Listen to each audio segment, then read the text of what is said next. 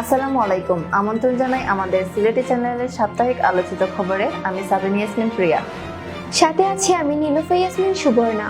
প্রথমেই সংবাদ শিরোনাম। অনুসন্ধানী প্রতিবেদন তৈরি সাংবাদিকদের জন্য বড় চ্যালেঞ্জ, পিআইবি মহাপরিচালক। করোনা প্রতিরোধে মৌলভীবাজার পৌরসভার উদ্যোগে মাস্ক বিতরণ।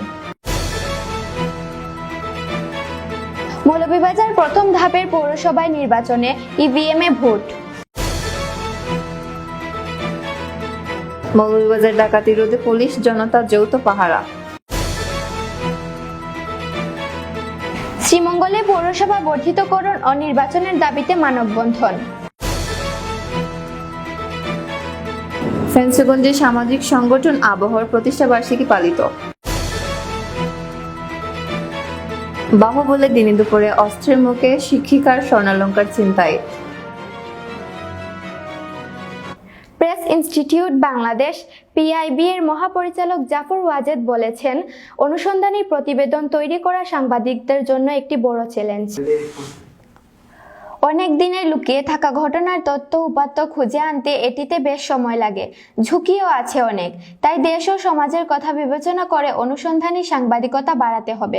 বুধবার মৌলভীবাজার প্রেস ক্লাবে পিআইবি কর্তৃক 3 দিন ব্যাপী কর্মশালার সমাপনী দিনে সভাপ্রধান হিসেবে উপস্থিত থেকে এসব কথা বলেন এ মহাপরিচালক। পিআইবির প্রশিক্ষক শাহ আলম সৈকতের সঞ্চালনায় এতে প্রধান অতিথি হিসেবে বক্তব্য দেন মৌলভীবাজারের জেলা প্রশাসক মীর নাহিদ আহসান।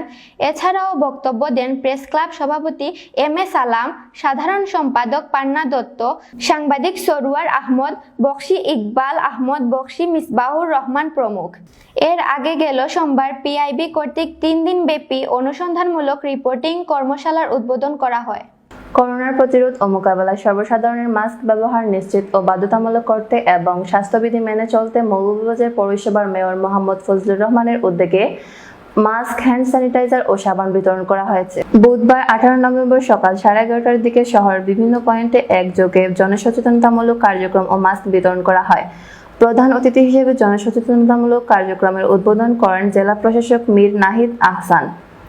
এ সময় জেলা আওয়ামী লীগের সহ-সভাপতি আজমল হোসাইন সহ পৌরসভার কর্মকর্তা ও কর্মচারীরা উপস্থিত ছিলেন।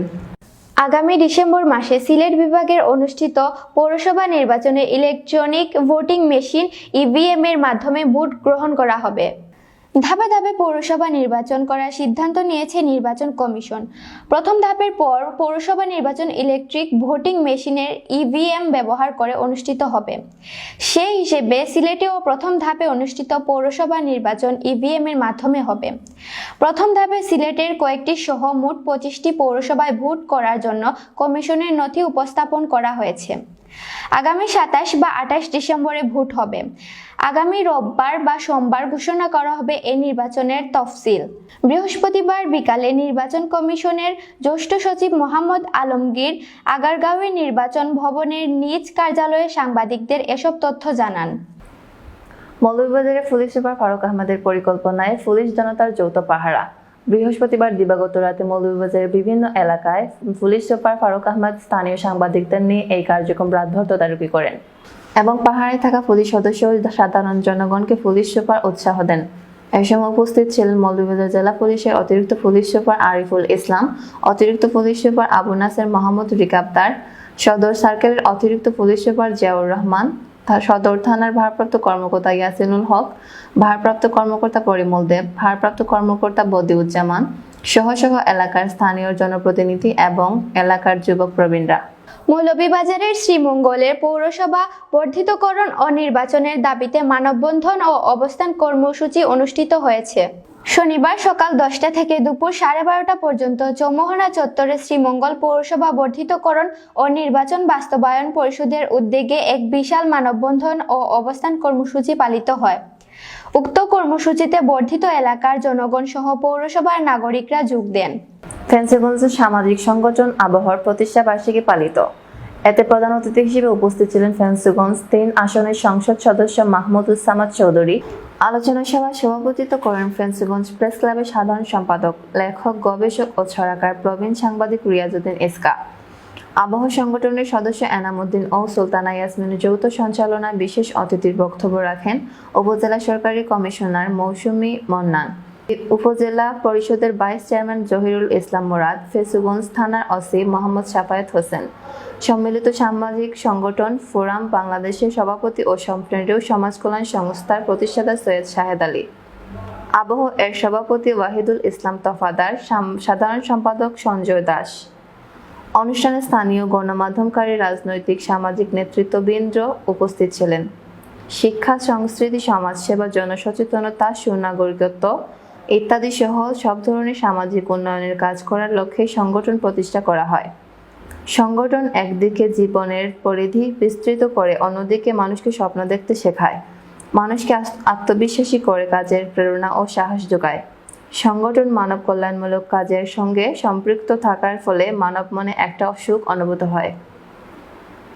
19 নভেম্বর বৃহস্পতিবার দুপুরে ফেন্সুগঞ্জ এমসি পার্টি সেন্টারে আয়োজিত আবহ সোশ্যাল ওয়েলফেয়ার অর্গানাইজেশন প্রথম প্রতিষ্ঠা বার্ষিকী পালিত হয়। অনুষ্ঠানে 150 জন রক্তদাতাকে সম্মাননা স্মারক ও দেশের বিভিন্ন জেলা উপজেলার 61টি সংগঠনের স্বেচ্ছাসেবীদের সম্মাননা প্রদান করা হয়। আমার এই 12 বছরের ধরে আমি এমপি আছি, কত ভালো কাজ করেছি, কত খারাপ কাজ করেছি, কিন্তু ভালো মন্দে এই যে ডানের ফেরেশতা বামের ফেরেশতা ভালো মন্দে যদি আমার যদি কিছুটা ভালো থাকে, তাহলে বুঝলাম যে আখিরাতের জন্য আমার কিছু সঞ্চয় আছে। যাই হোক, আজকে আমি অত্যন্ত আনন্দিত হয়েছি, অত্যন্ত সুন্দর প্রোগ্রাম হয়েছে। সকালে আমরা ফেঞ্চুগঞ্জ ফেরিঘাট থেকে মাঝগাঁও পর্যন্ত রাস্তাটা উন্মুক্ত করে দেওয়ার, উদ্বোধন করে দেওয়ার কারণে আমাদের যানজট অনেকটা কমে যাবে।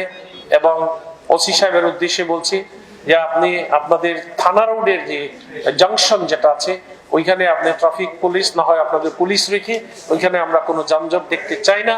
আর মোটরসাইকেল তোমরা যারা চালাও, তোমাদের উদ্দেশ্যে বলবো যে এই রাতের অন্ধকারে ঢাকার মতো তোমরা ফেরিঘাট টু মাইজগাঁও পর্যন্ত এই সমস্ত কন্টেস্ট কম্পিটিশনে যাইও না। গেলে আমরা কিন্তু এলাকার মানুষকে সচেতন করে দিব, আবার সক্রিয় করে দিব এইটাকে ব্যারিকেড করার জন্য। সকলকে ধন্যবাদ। আল্লাহ হাফেজ। জয় বাংলা, জয় বঙ্গবন্ধু, বাংলাদেশ চিরদিন। হবিগঞ্জের বাহুবলে দিনে দুপুরে বিদ্যালয়ে যাবার পথে 2 মোটরসাইকেল আরোহী ছিনতাইকারীর কবলে পড়ে আহত হয়েছেন ভূগোলী সরকারি প্রাথমিক বিদ্যালয়ের সহকারী শিক্ষিকা মুন্না চক্রবর্তী, তার অবুঝ সন্তান ও তাদের বহনকারী রিকশা চালক। এ সময় ছিনতাইকারীরা তাদের অস্ত্রের মুখে জিম্মি করে গলার স্বর্ণালংকার ছিনিয়ে নিয়ে যায়। মঙ্গলবার বেলা 11:30টার দিকে মিরপুর থেকে রিকশাযোগে ভূগোলী প্রাথমিক সরকারি বিদ্যালয়ে যাওয়ার পথে এ ঘটনাটি ঘটে। স্থানীয় লোকজন তাদের উদ্ধার করে প্রাথমিক চিকিৎসা শেষে বাহুবল হাসপাতালে প্রেরণ করেন। জানা যায়, বিদ্যালয়ে যাওয়ার পথে 2 মোটরসাইকেল আরোহী রাস্তায় তাদের বহনকৃত রিকশা আটকিয়ে গলায় চাকু ধরে গলা থেকে স্বর্ণালংকার ছিনতাই করে নিয়ে যায়। এ সময় ছিনতাইকারীদের হামলা রিকশা চালক আব্দুল হামিদ আহত হন। মুন্না চক্রবর্তী শিশুর গলায় চাকু ধরে তার মায়ের কাছ থেকে স্বর্ণের চেইন নিয়ে পালিয়ে যায়। এ সময় স্থানীয় লোকজন এগিয়ে আসলে মোটরসাইকেল নিয়ে আব্দুল্লাহপুর গ্রামের ভেতর দিয়ে শায়েস্তাগঞ্জ রোড দিয়ে বিদরপুর পালিয়ে যায়। আজ এই পর্যন্তই। এতক্ষণ সাথে থাকার জন্য ধন্যবাদ।